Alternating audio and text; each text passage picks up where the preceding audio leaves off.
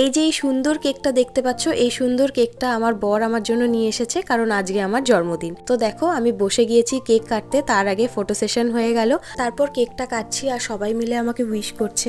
আজকের দিনে মা বাবার কথা ভীষণ মনে পড়ছে, কারণ এই বছরে মা বাবা আসতে পারেনি কোনো একটা কারণের জন্য। তো মা বাবার কথা ভীষণভাবে মনে পড়ছিল, কিন্তু আমার ফ্যামিলি মেম্বার্স সবাই আমার জন্য এত সুন্দর আয়োজন করেছে, তো অনেক স্পেশাল করে দিয়েছে আজকের দিনটা আমার। তারপর মামুনি আশীর্বাদ করছে। আজকের দিনে আমার কাছে এটাই সব থেকে বড় পাওনা, সারা জীবন তো এই আশীর্বাদ এটাই থেকে যাবে, আর এটাই সব থেকে বড় গিফট আজকের আমার। কিন্তু তবুও আলাদা করে গিফট দিয়েছে, সেটা আর বলছি না ব্লগে।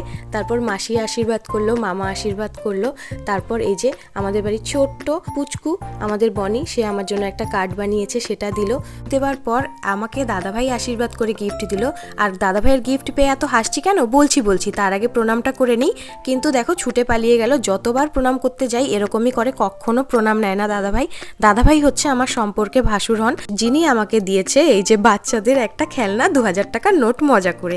আজকের পুরো আয়োজনটা দিদিয়া, যে আমাকে পায়েস খাইয়ে দিচ্ছে, দীপ আর দাদাভাই, এই তিনজনে মিলে প্ল্যান করে করেছে। আজকের দিনে আমার যে মা বাবা আসতে পারেনি, তার জন্য আমার যতটা মন খারাপ হচ্ছিল, ওদের এই আয়োজন দেখে সেই মন খারাপের অনেকটাই কেটে গিয়েছে।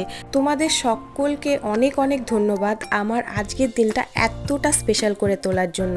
আমার সত্যি বলছি ভীষণ ভালো লাগছে।